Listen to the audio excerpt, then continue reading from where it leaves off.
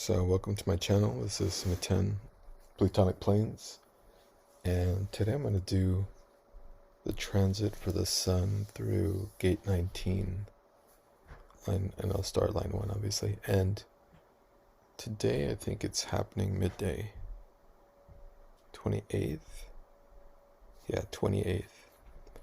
So last week, if you guys listened to the last one, that was gate 41, Pluto and gate 41. You can see it right down here, still being activated by Pluto now in the second line. And this week we have 19, so another activation from the root center, so another adrenalized channel, or gate, sorry, not channel. And if you guys remember, if I had went over it at any length, this was the week where Pluto abducted all the planets, took them to the underworld, shook them down, purified them. What's that myth of Ereshkigal, where her sister Inanna comes into the underworld, and at every, I think all 7 levels, she has to relinquish something in her possession until she's finally just like naked and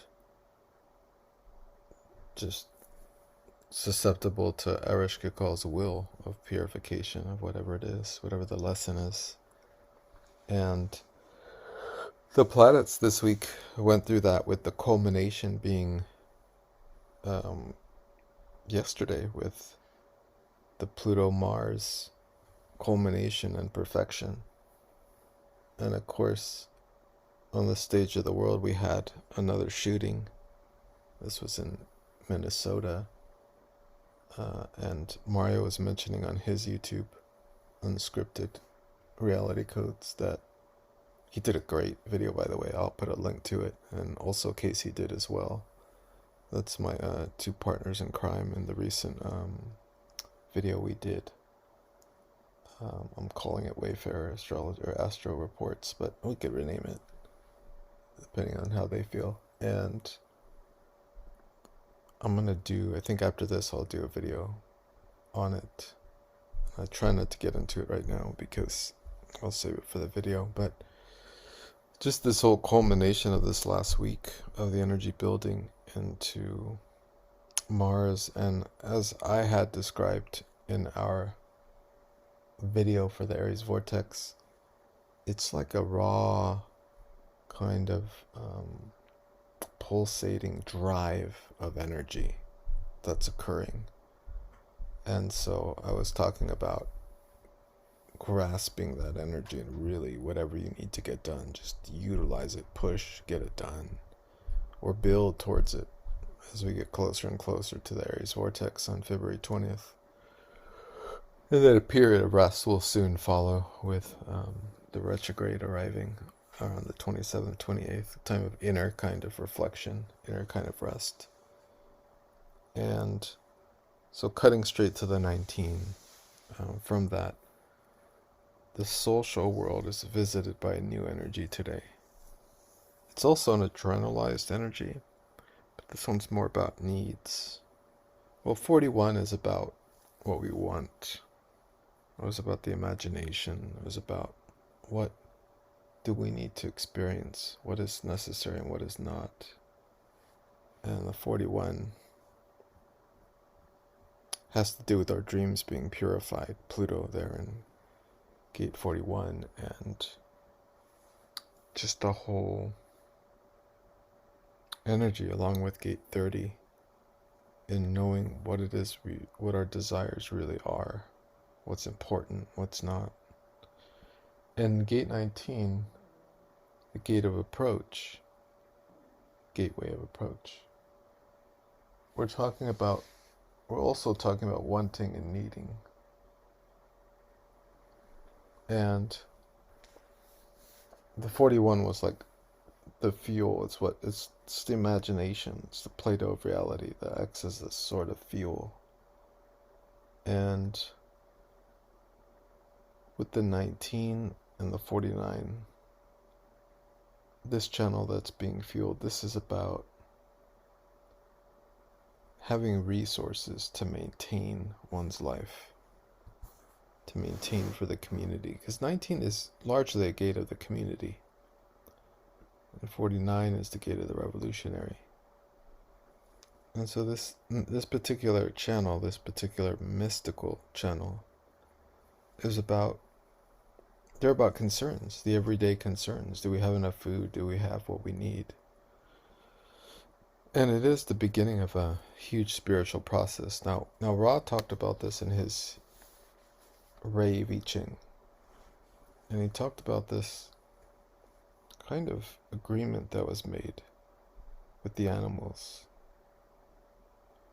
And it has to do with worshipping of the animals, of the spirit in animals.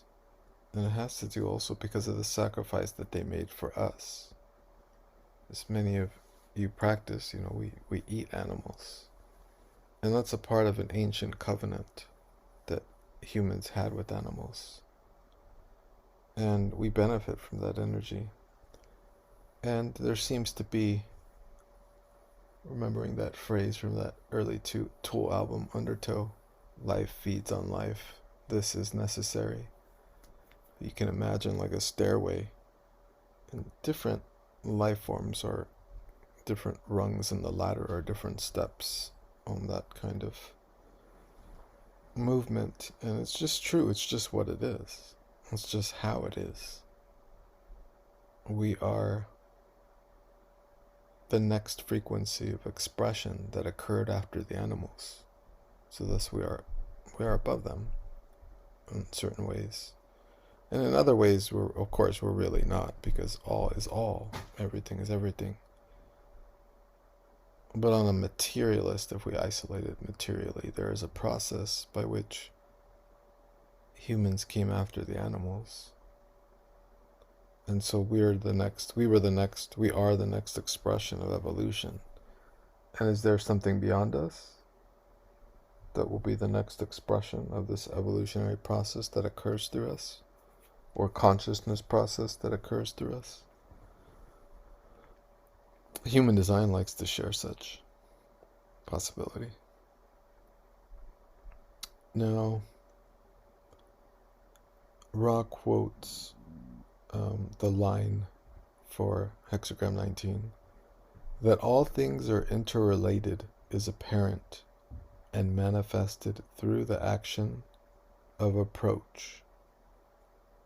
The tribe recognizes the tribal bond. It's apparent, it's obvious. We have to support each other, otherwise things don't work. In other words, everything is interrelated as long as there are enough resources. And the moment that there is a lack of resources, everything falls apart. So, Ra goes on to give this example from northern Spain about how there's, I guess he's talking about Basque country, and how there's these villages locked away in the mountains, like stone houses or something, and how they're huge, enough to have families with lots of children. But he says currently today they're empty, and so no one lives there any longer. Obviously the needs couldn't be met and humanity moved elsewhere. And this essentially has been the story of humanity.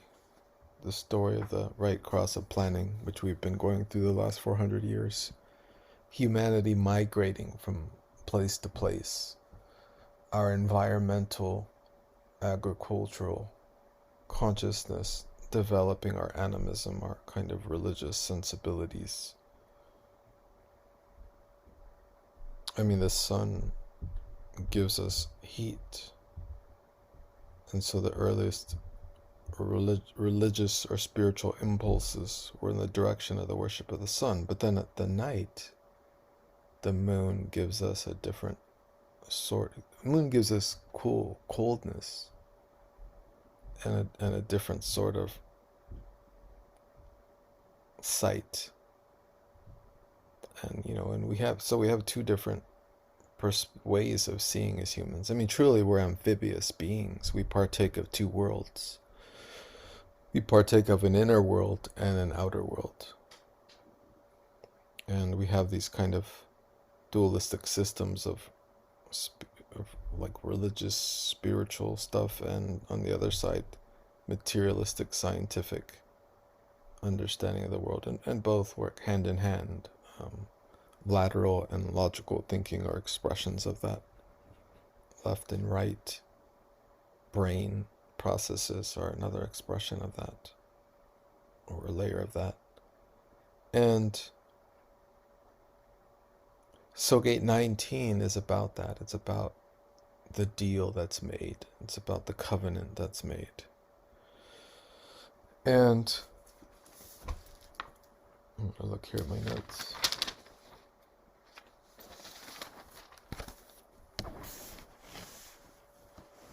It's very interesting that this particular gate rules our hair.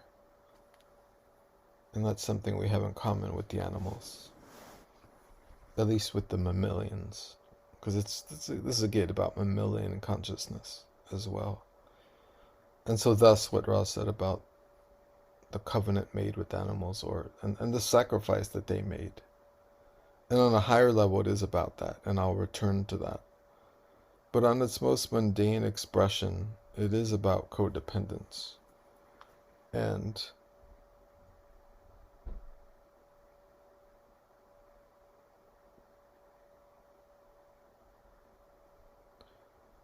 the way of perceiving through the mundane aspect of this particular Gate 19 is that we have relationships we depend on.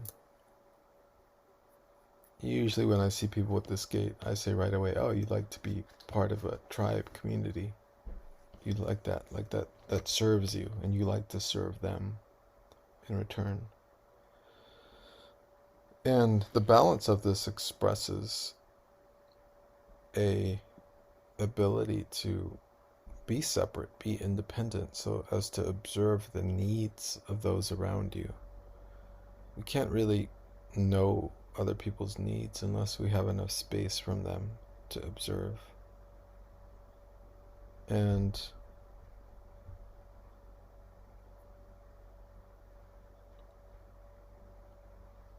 that's really important. And so the extremes of this or the extreme shadow aspect of this is going to be a kind of codependency, like needing the group at all costs.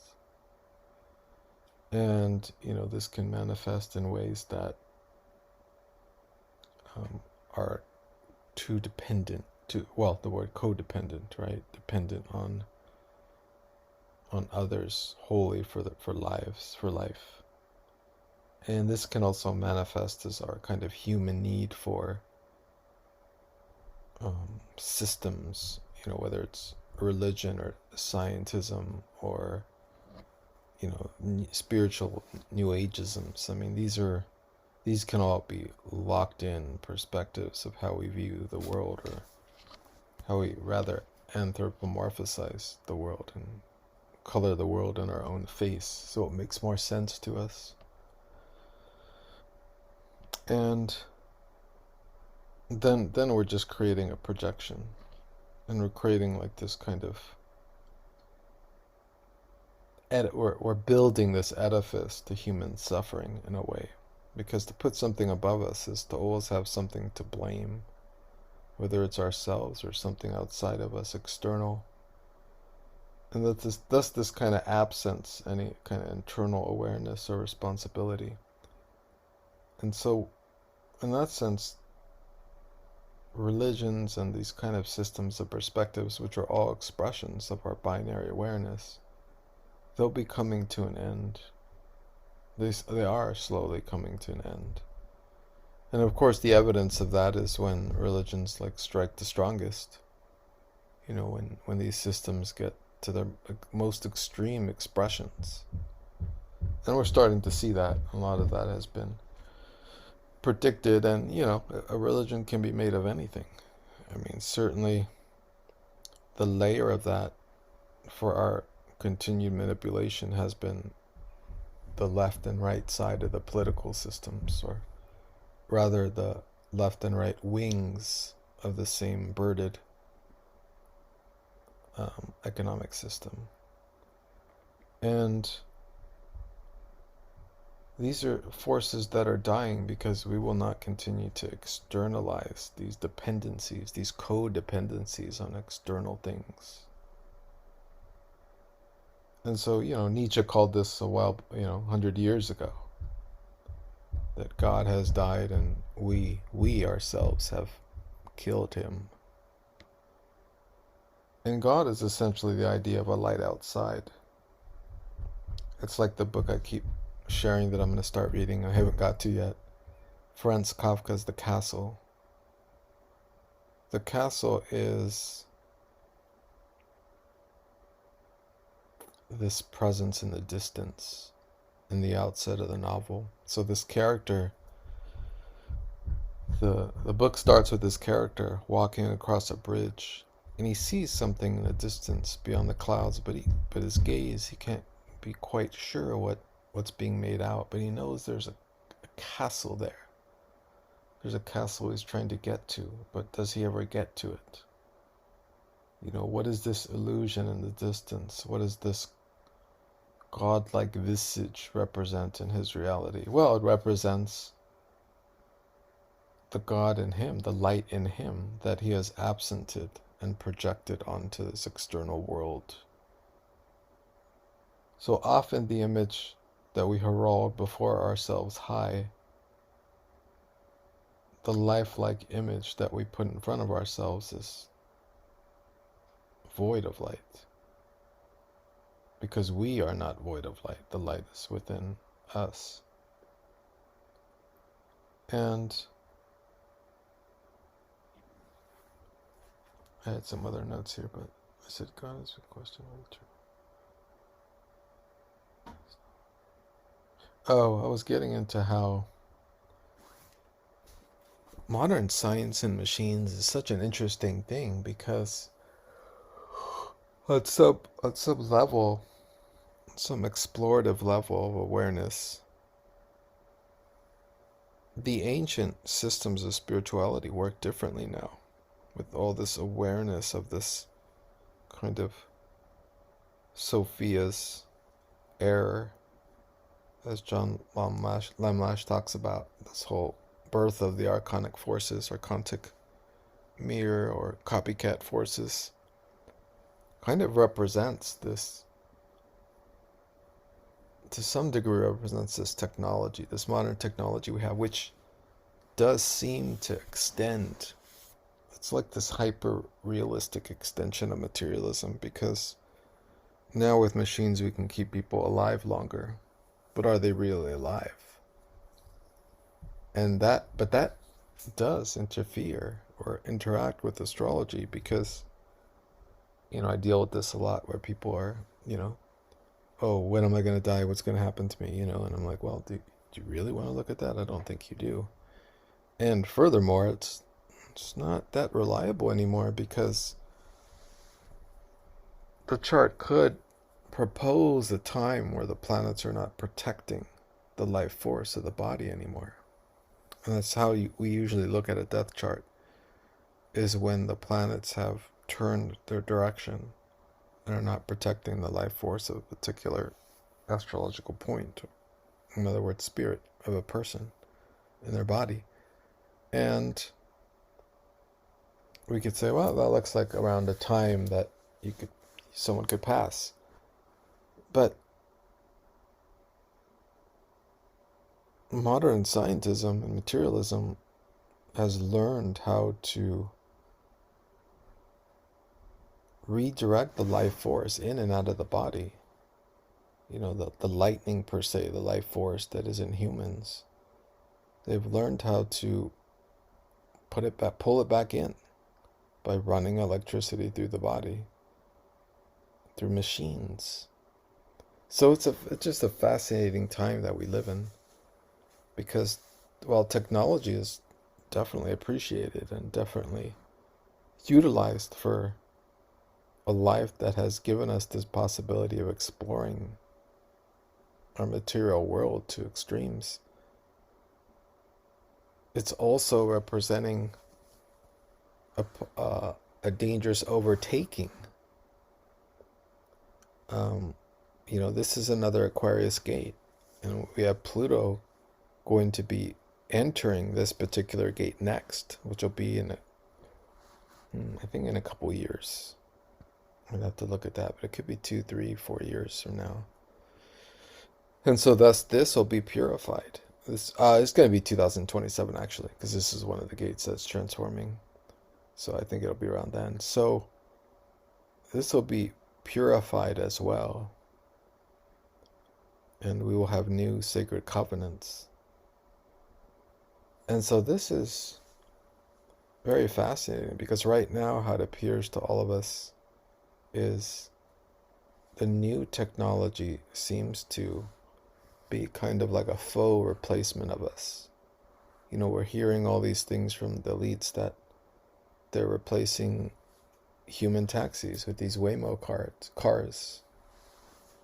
That's kind of strange. Like, why would we as humans prefer to get driven around by, there's so much interaction that occurs with taxis and even Lyft and Ubers.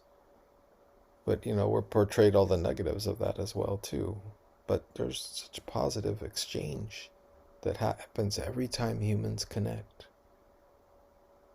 And all these, like, layers of it are just being torn away. And that's the strongest evidence of it with these Waymo, I don't know what they're called, cars. And yeah, for a minute, one might say, oh, that's cool, I'll be driven around by a robot. But, I mean, it just looks like we're being replaced by robots. I don't think that's occurring. The movement towards authenticity is going to grow larger and larger the more faker we have. We will begin to starve for authenticity, and that's going to be the gold of our currency, or currency of our future, in the sense of what moves through us, what we need, expressing itself in Gate 19. And well, at the same time, this is a very special gate. It's a portal gate. And so it's going to be at the heart of the changes that we're going through. Besides some of the changes I mentioned, there's other changes. And, this is about the destruction of the old. We're going through another transitionary period. And there's something I heard recently about, I can't remember if it's Cheyenne natives or, I guess there's a legend that once the natives in a certain area of the United States are no longer allowed to perform their rituals. And again, of course, this happened in 2020. But again, there'd probably be another similar incident that this could occur again. And it was just a marker that if that occurred again, that there would be a big shift. And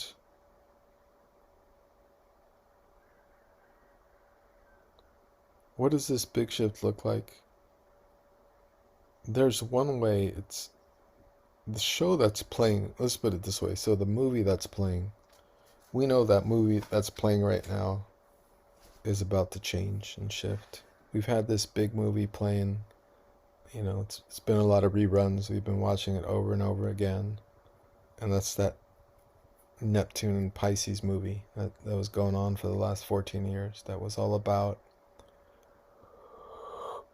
just kind of facade culture, just make everything look as pretty as possible, pretty and neat as possible, and smooth it over and use all the correct words and dress it up in love and light and, call it heaven. And the movie's changing now. Now we got maybe it's the same actors, I don't know. But it's a new script. And it's starting pretty soon. Neptune's about to go into Aries.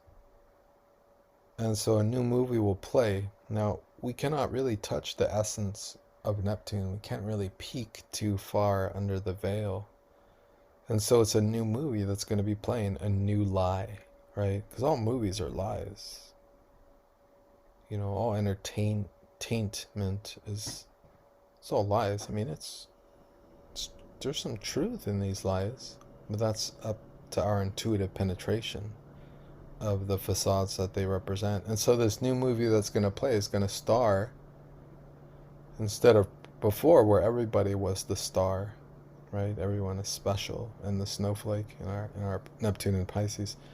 In this new movie that's going to be playing is going to be starring, like a lone kind of hero, but this hero, this hero is going to be a little Saturnian with Saturn there, very close to Neptune, so it's going to be kind of a old man archetype.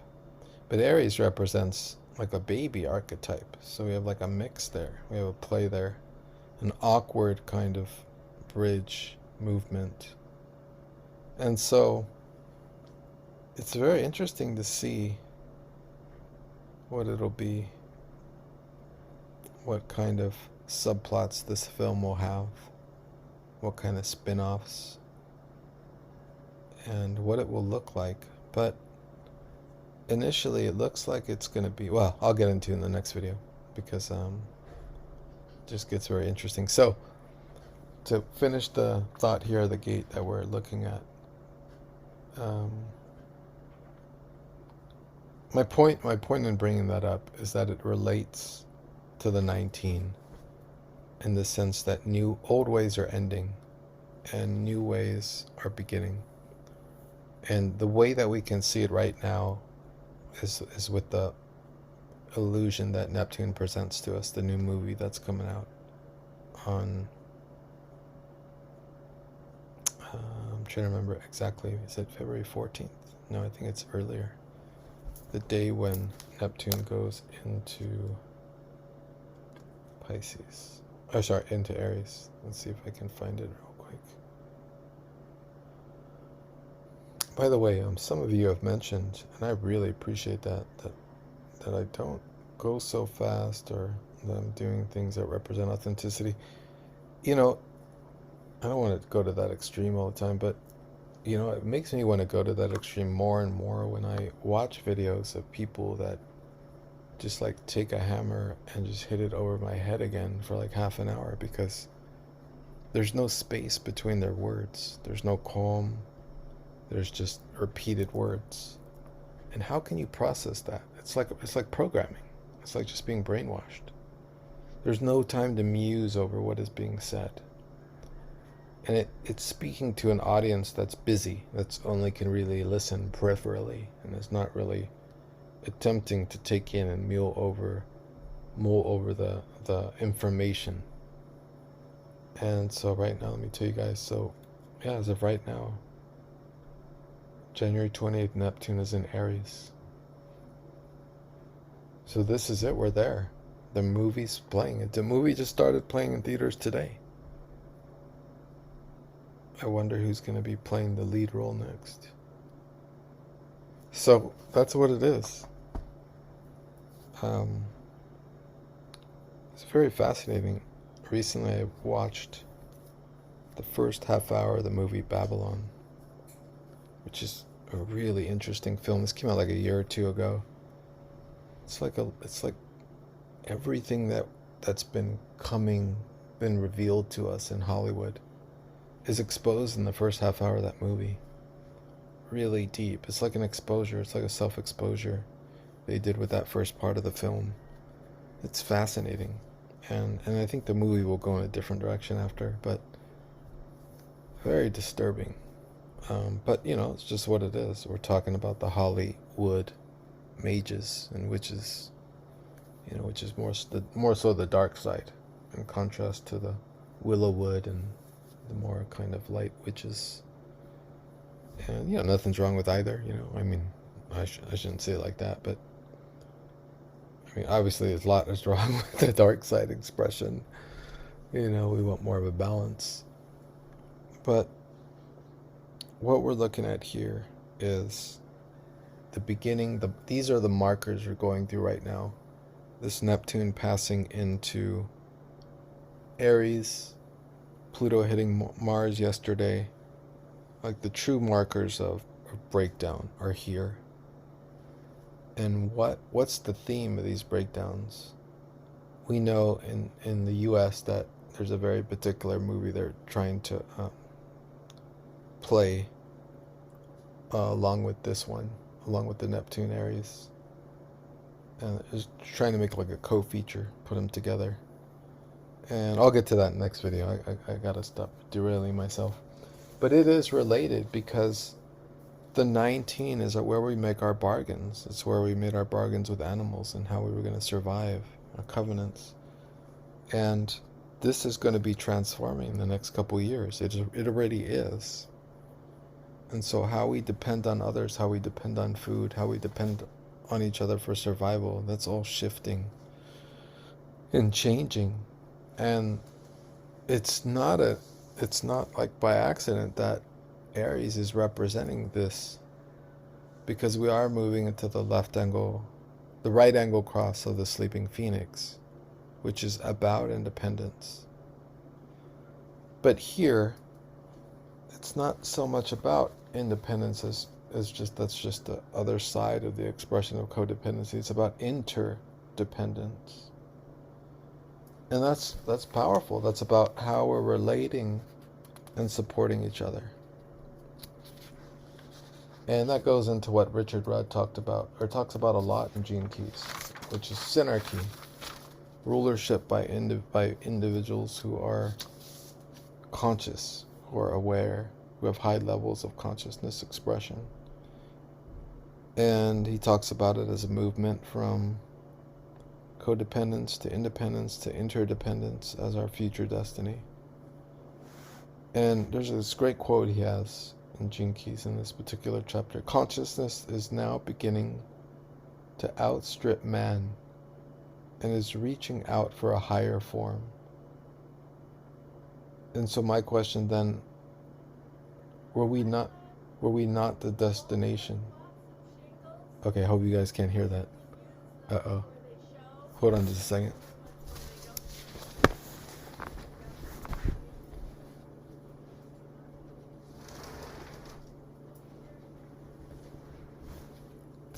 Okay, hopefully you guys didn't hear from my neighbor. And if you did, that was kind of fun. So, what it was is, what I was getting at is, this is where human design kind of starts to talk about how humans were not a destination, but a bridge. But another step, another rung on the ladder.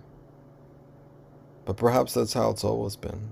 Perhaps consciousness always finds its full expression in a place and then seeks the next.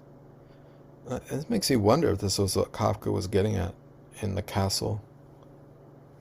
Because the novel itself reads like human consciousness perception. Layers of humans just falling away. And that's another layer of what Rudd gets at with this gate. Because he's talking about how this inner light that humans, this inner fire in humans that is growing, and which is causing us to turn and look within a little more than this continued externalization and anthropomorphization of everything, and of blame, of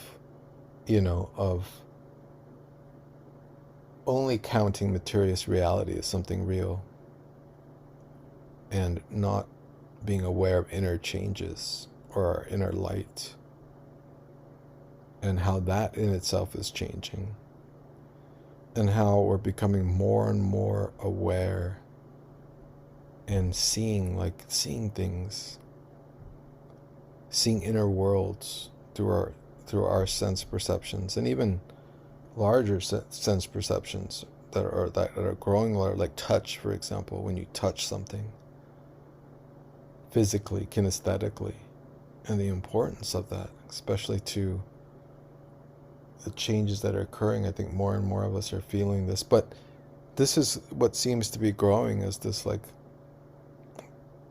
whole other level of psychic awareness. And that part of the impact of that growth is that we are no longer, we're not getting so caught up with the outside anymore.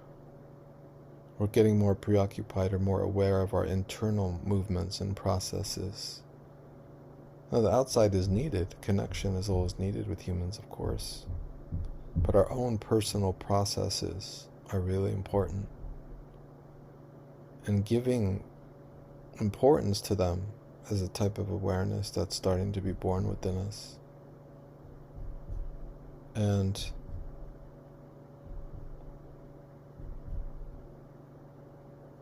that's what it is. That's gate 19. Hopefully that was supportive for you guys. This is the energy of this next week. So in summary, for this week, as we experience gate 19 before we go into gate 13, which is more related to stories, what stories we're telling ourselves, that'll be next week. For this week with the 19, we're looking at what agreements have we made with others. What's the deal? What's the covenant? What works? What doesn't work? How can we make it work for everybody? How can we make it work in a way that's interdependent, not codependent, not completely independent, which expresses the reactive and the repressed nature. I forgot to go over that this week, but the repressed nature, being completely dependent, and the reactive nature being completely independent. Neither of is realistic. We humans, we're social species. We need others. And that's not a weakness. That's an important expression of who we are. And so I'll leave it at that. Also, you see that the 3313 is already active. So we're already sharing our stories. And we're also being told what stories to share.